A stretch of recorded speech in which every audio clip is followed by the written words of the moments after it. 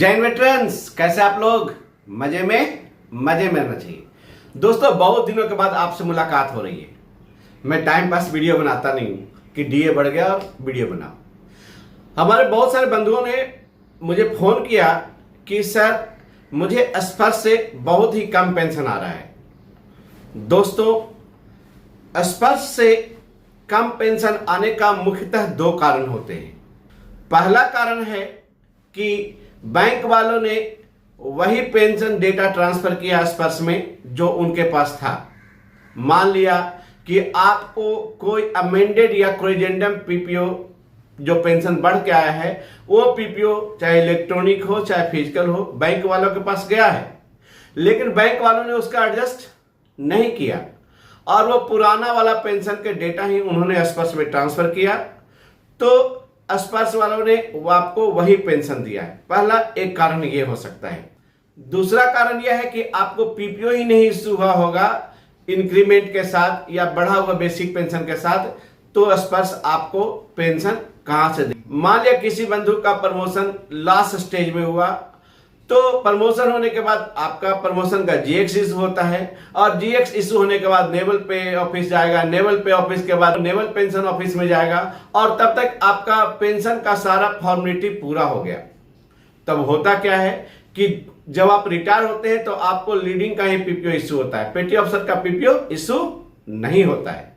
जब पीटी अफसर का पीपीओ इशू नहीं हुआ तो बैंक वाले पेंशन देंगे नहीं और बैंक वाले वही डेटा ट्रांसफर करेंगे स्पर्श में जो बैंक वाले के पास, और स्पर्श से भी आपको लीडिंग का ही पीपीओ मिलेगा। होता क्या है कि आप तो कहेंगे कि मैं तो पेटी अफसर से रिटायर हुआ और मुझे पेटी अफसर का पेंशन मिलना चाहिए। बिल्कुल सही बोला। उसके लिए आपका सबसे पहला काम है कि आपका पेटी अफसर का पीपीओ इश्यू होना चाहिए था।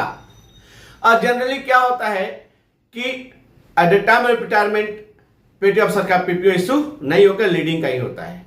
और दूसरा केस में कैसे होता है कि हमारे बहुत सारे बंधु जो लीडिंग से ही रिटायर जाते हैं, क्योंकि हम लोग का प्रमोशन 5 साल 6 साल में लीडिंग बन जाते हैं और 15 साल में रिटायर होते हैं, तो देखा जाए उनको एमएससीपी का पीपीओ इश्यू होना चाहिए था।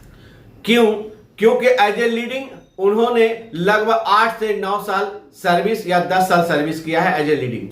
अगर आपके साथ ऐसा हुआ है तो मैं आपको बताता हूं कि आपको क्या करना है, कैसे करना है और किससे अप्रोच करना है। अब देखिए, हमारा एक भाई 31 जुलाई 2020 को रिटायर हुआ एज ए लीडिंग, तो उनका लीडिंग का ही पीपीओ इशू हुआ था और बैंक से उनको लीडिंग का ही पेंशन मिल रहा था।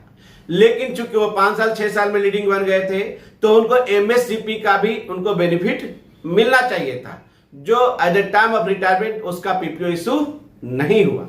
जब पीपीओ नहीं इशू हुआ तो बैंक वाला पेंशन देगा नहीं और वही पुराना वाला डेटा स्पर्श में ट्रांसफर हो जाएगा, तो उनको कंटिन्यू उनको स्पर्श के द्वारा भी उनको लीडिंग का ही पेंशन मिलते रहा। अब देखिए, रिटायरमेंट के टाइम पर जो 31 जुलाई को जो रिटायर हुए थे उस समय इनका बेसिक पेंशन था 22,538 रुपया जो लीडिंग का था और स्पर्श में भी उनको 22,538 रुपया ही मिलते रहा, क्योंकि बैंक वालों ने उसको वही डेटा दिया।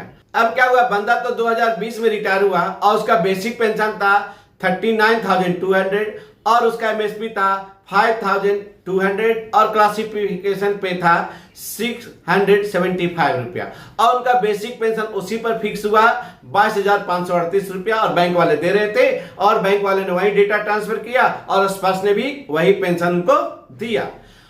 रिटायरमेंट के 3 साल बाद, यानी सोचिए बंदा रिटायर हुआ जुलाई 2020 में और लास्ट पे सर्टिफिकेट जो नेवल पे ऑफिस के द्वारा इश्यू होता है उसके रिटायरमेंट के 3 साल से ज्यादा के बाद उनको लास्ट पे सर्टिफिकेट इश्यू हुआ। बंदा परेशान, करे भाई मुझे तो कम पेंशन मिल रहा है, मुझे तो एमएससीपी भी मिलना चाहिए था। बंदा का रिटायरमेंट के टाइम पर उनका बेसिक पेंशन था 39,200 और उनका 3 साल के बाद जो उसमें बेसिक पेंशन 40,400 रुपया एमएससीपी के साथ दिया गया, यानी 1,200 रुपये का बढ़ोतरी और उसके ऊपर डीए। तो बंदा परेशान कि अब क्या करे। दोस्तों, एक बहुत ही अच्छा बात बताने वाला हूं, बड़ा ध्यान दीजिएगा कि ये हमारे बंधु ने नेवल पेंशन ऑफिस को फोन किया। जैसे क्या होता है कि हम पेंशनर हैं तो हमको सबसे पहले नेवल पेंशन ऑफिस याद आता है कि हमें पेंशन कब मिल रहा है। तो उन्होंने नेवल पेंशन ऑफिस को एक लेटर बनाया और नेवल पेंशन ऑफिस ने क्या जवाब दिया? नेवल पेंशन ऑफिस ने जवाब दिया, dear sir, it is intimated that you are requested to contact CPPC for the following document as before migration data is not available. Last payment drawn certificate PPO and corrigendum PPO. With attaching following document, you are requested to raise the grievances on a Spurs portal and contact NPO. मतलब naval pension office ने बोला कि भाई स्पर्श में आप grievances launch करो और एनपीओ को आप कॉन्ट्रैक्ट करो। अब मैं आपको बताता हूं कि क्या करना है। क्योंकि नेवल पेंशन ऑफिस में आपका सर्विस पार्टिकुलर रहता है, आपका नाम चेंज करना है, बच्चे का नाम चेंज करना है, बीवी का नाम चेंज करना है या सर्विस पार्टिकुलर चेंज करना है तो आप नेवल पेंशन ऑफिस से संपर्क कर सकते हैं।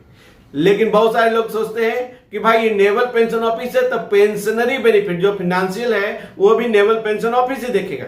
नहीं, याद रखिए कि लास्ट पे ड्रॉन सर्टिफिकेट किसने इशू किया? नेवल पे ऑफिस ने किया।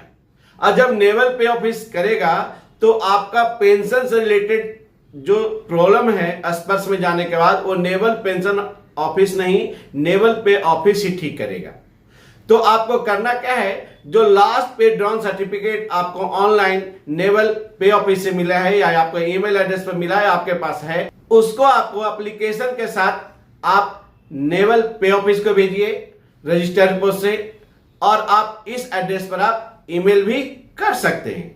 अब क्या होगा कि जैसे ही आप ईमेल करेंगे, लेटर भेजेंगे, कॉन्ट्रैक्ट करेंगे नेवल पे ऑफिस को, तो नेवल पे ऑफिस आपका सैलरी करेक्शन करेगा और उसके साथ आपका पेंशन करेक्ट हो जाएगा। और नेवल पे ऑफिस क्या करेगा, एक बंदा मेकर होता है यानी आपके डाटा को करेक्ट करेगा और एक ऑफिसर्स होगा वहां जो आपके डाटा को अप्रूव करेगा। और डेटा अप्रूव होने के बाद वो डेटा फिर आएगा कहां? नेवल पेंशन ऑफिस में आएगा। चूंकि फाइनेंशियल मैटर है, उन्होंने डाटा करेक्शन कर दिया और उसके बाद आपका डेटा वहां से ट्रांसफर होकर के नेवल पेंशन ऑफिस आएगा। क्यों? क्योंकि उस ग्रुप ऑफ पेंशन, आपका किस ग्रुप में पेंशन है, आपका लेंथ ऑफ सर्विस, आपका रैंक, ये सर्विस पार्टिकुलर में आता है और ये चेक होता है नेवल पेंशन ऑफिस में। और नेवल पेंशन ऑफिस में चेक होने के बाद वो फिर IRLA PCDA को जाएगा। उसके बाद ही आपका नया पीपीओ जनरेट होगा स्पर्श में, तब जाकर के आपका बढ़ा हुआ पेंशन आपको मिलेगा। ये पूरा प्रोसीजर है। तो करेक्ट पेंशन पाने के लिए आपको सही प्रोसीजर पता चल गया होगा। आप यही प्रोसीजर अपनाएं और सही चैनल अपनाएं और अपना पेंशन बढ़ाएं। जय हिंद।